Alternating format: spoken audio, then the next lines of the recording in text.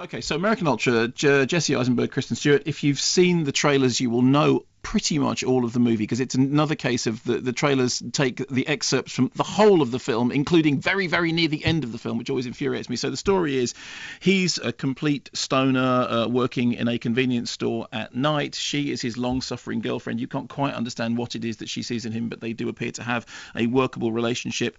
In the middle of the night, he discovers somebody tampering with his car, and apparently out of nowhere suddenly develops super spy, lethal, trained to kill, deadly skills with which he dispatches the villains. Completely astonished as to what has happened, he rings his girlfriend and says, I don't know what's going on, but we realise that we're in a mashup of The Bourne Identity and Pineapple Express. Here's a clip. Hey babes, what's up? Hey, I just killed two people. Two gentlemen. That's awesome. Why? No, these two guys were trying to like break into my car at work, and they had guns and knives, and they just attacked me. Babe, you got mugged? And then I took like a spoon and I just I shoved it through this guy. Did you call the police? No, I didn't call the police because I'm the kill guy. I'm the murderer, okay? I also have a lot of weed and like mushrooms in my car, and I just killed two dudes in a parking lot, okay? And Phoebe, if you don't come here right now, I'm just gonna start in my pants. I swear to God, Phoebe, I'm just gonna start How did this happen? I shot those guys in the head. And that guy, I spooned him in the neck and just ended. Why are people trying to stab you? I don't know. Shh. I don't know, but I'm freaking out all over the place, babe. I have a lot of anxiety about this. Get your hands in the air. That's a lot of bleeping for a short clip. It is, yeah. So the funny thing is that from that clip and from the trailer and the setup, it kind of sounds like it's going to be a fair amount of fun. It's a stoner comedy, which is he suddenly discovers that actually he's got super spy skills, and then the comedy is that he's still behaving like this completely paranoid loser who doesn't have any life skills whatsoever and is just hiding away in this convenience store, and yet somehow underneath all that he has this whole Bourne Identity thing going on. And that sounds promising. So the opposite to what happened with Me and Earl and the Dying Girl happened with this. I went in thinking, okay, I want to be entertained. I thought the trailer was fun, and I like both those actors, and they've worked well on screen together before.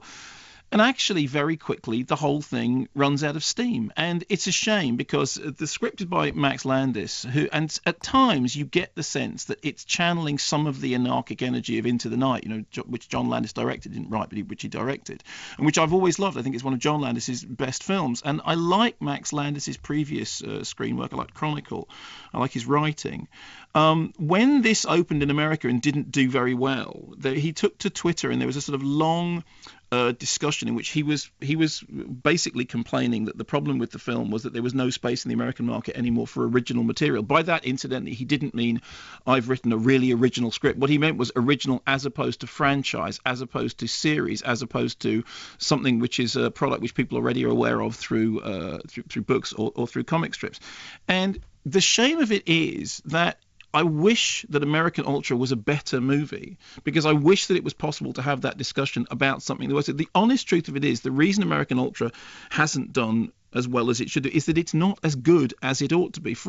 It looks like 17 different films thrown together into a bag by the director of Project X and left to duke it out and see which one wins. There are entire sections of it in which it appears to forget that it basically is a character-driven comedy, and the director seems to become so seduced by the action sequences, by the fight sequences, which are very scrunchy and very. I mean, if you're somebody who's if you like horror movies and you like scrunchy screen violence, you're not going to be shortchanged in this.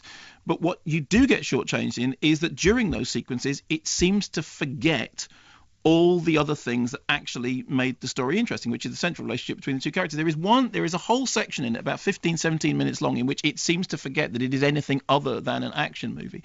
As I said before, it doesn't help that every single one of the kind of the zinger gags, including the visual zingers, are all included in the trailer. So during some of the siege sequences, you are actually waiting for the best gag of the movie to happen.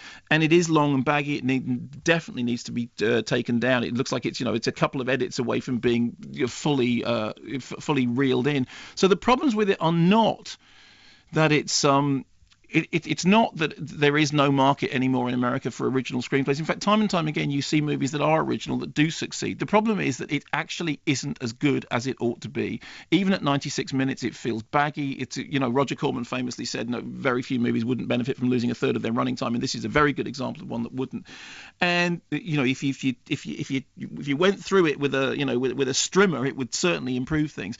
The performances are kind of cute and kind of funny, and every now and then there are individual lines, individual moments that you think if only those were the focus of the film rather than being the focus of the trailer, it would all come together. As it is, it does genuinely look like, as I said, 17 different films in a body bag fighting for supremacy, and the film can't quite decide. Well, it's very, very difficult to get action comedy or border crossing, genre crossing comedy right. It's really, really hard to do. One of the extraordinary things about American Werewolf is that it manages to do it. One of the extraordinary things about Evil Dead is that it manages to do it.